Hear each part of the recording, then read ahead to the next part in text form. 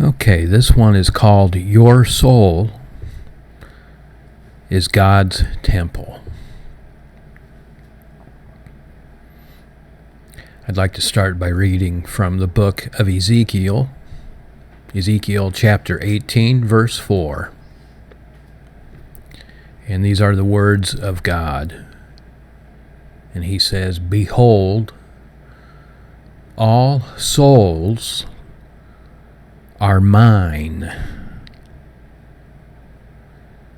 Ezekiel 18:4. All human souls are the property of God, both legally and vitally. Every human soul, at the end of the day, belongs to God. Your soul, my soul, Tony's soul, is really not our own. My soul, my mind, my will, my emotions, my intellectual faculties, my emotional faculties, my reasoning faculties belong to God.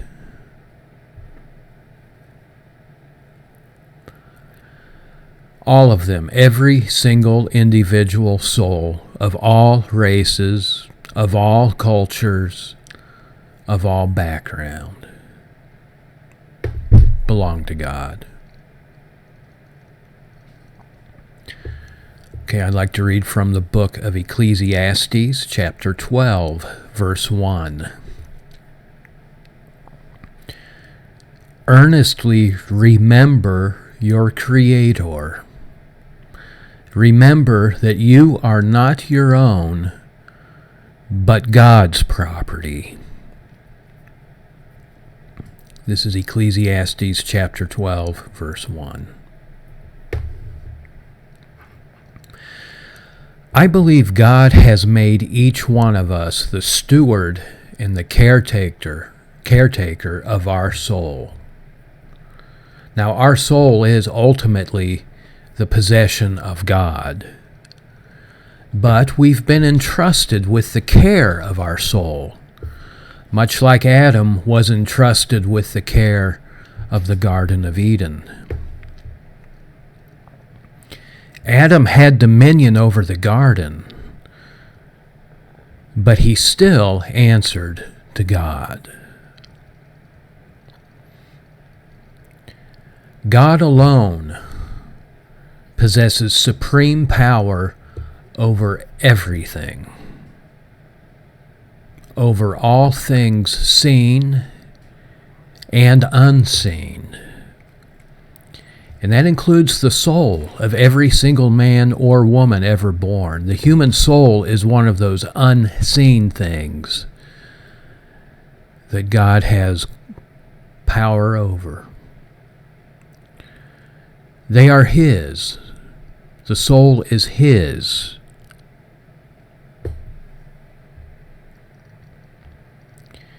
Each and every human soul is ultimately the property of God. So where does this place the malignant narcissist? Or more specifically, the covert religious narcissist in particular?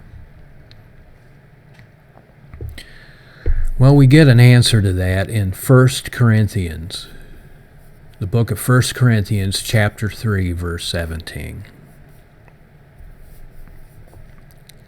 1 Corinthians 3:17.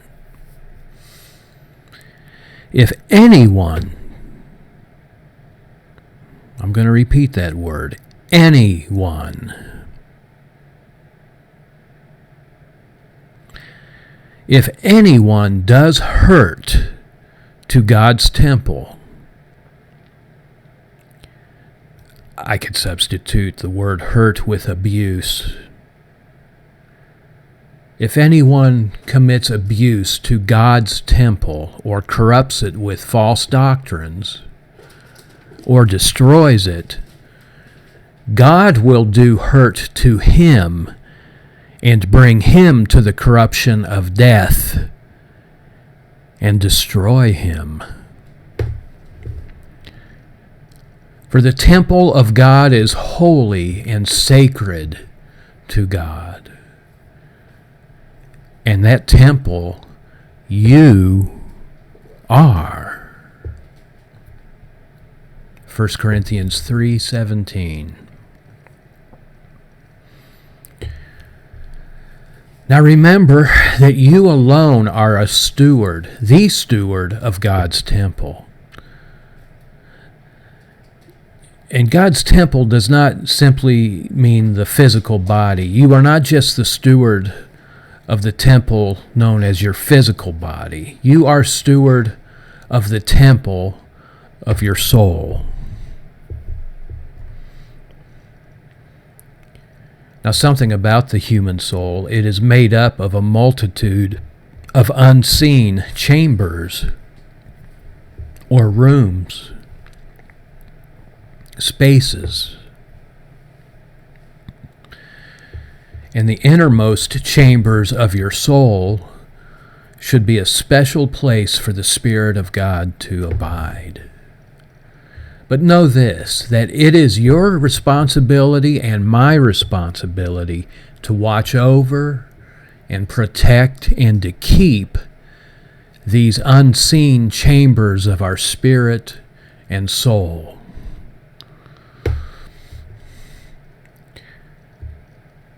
However, the operating systems of our souls, they are the property of God.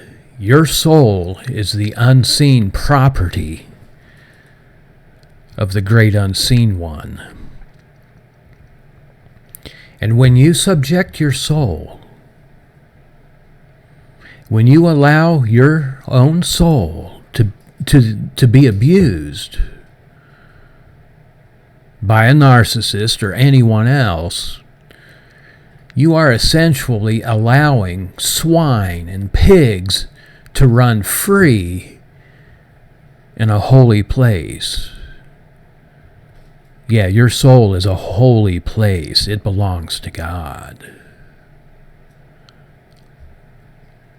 Temples are holy places, not common places. Your soul is not a common place. Your soul was not designed to be a holder and cataloger of merely common, earthly, natural things. And that's a different topic. Temples are the property of Elohim.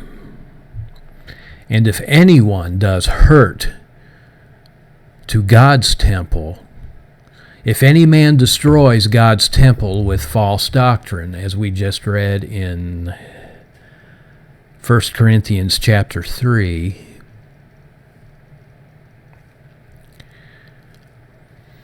let me find it here. If anyone destroys God's temple with false doctrine or abuse, or I could put it this way, if any man destroys another man's soul with false doctrine or abuse, him will God destroy. That's in the New Testament. The human soul is a temple of God, not merely the physical body. And anyone who inflicts oppression and abuse on God's temple, God has already sworn He will destroy that person.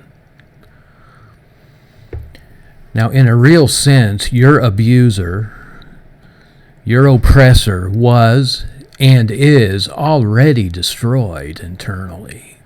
He destroyed his own inner life long before you knew he even existed.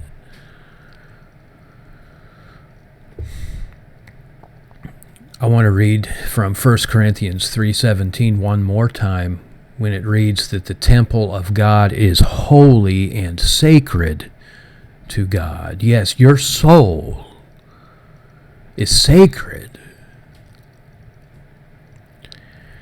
And this should be reason enough for you to scoff at the doctrines, both religious and secular, that tell you and teach you that you are somehow or other obligated to remain yoked, to remain connected to a wicked individual and his enablers. It's laughable.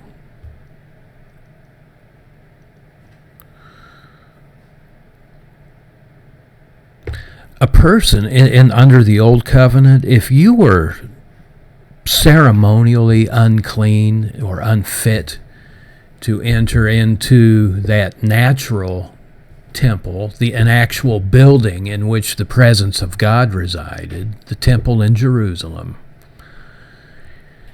if you were not worthy to step foot even in the outer courts of that structure, they would grab you by the scruff, take you outside the gates of the city, and execute you.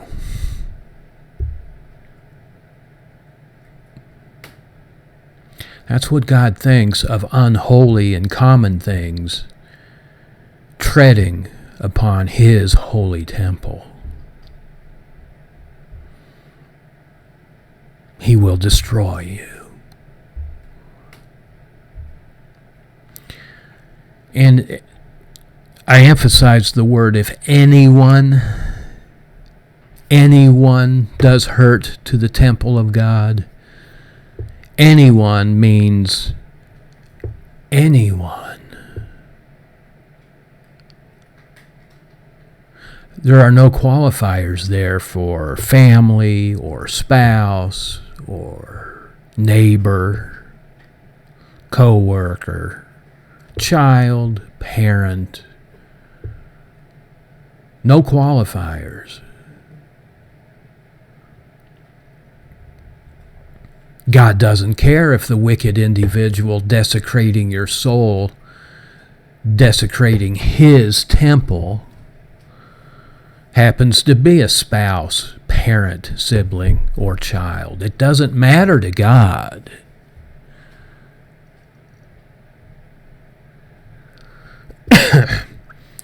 Your soul, not to mention your physical body, this applies to your physical body as well, but I want to focus on your soul, the unseen part of you, doesn't belong to you. It is not your own. And your soul is definitely not the property of your abuser. No, your abuser is treading on holy ground when he treads on your soul. Your soul is God's property, God's temple. Your soul is not the property of the church you attend. Unfortunately, there are some pastors who have the mindset that your soul is somehow or other their responsibility. No, your soul is your responsibility. A pastor, a church shepherd can, to me, in my opinion, they are there basically to steer you in the right direction. But it's up to you to walk in that right direction. Now, and again, many pastors don't even do that, though. They steer you in the wrong direction when it comes to abuse. But church is not the property of your soul. Your soul is not the property of church. Your soul is not the property of anyone or anything but the Creator. Period.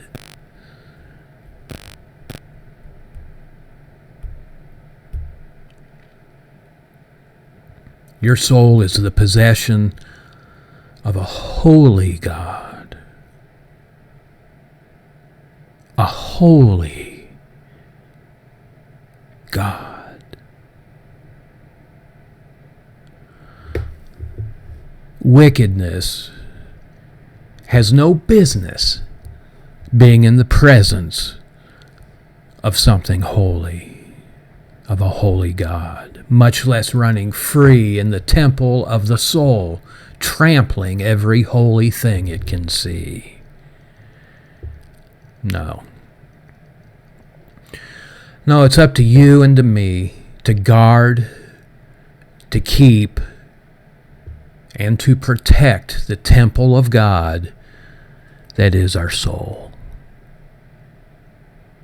That's our responsibility. And it's up to each one of us to protect that holy temple from wickedness, regardless of source.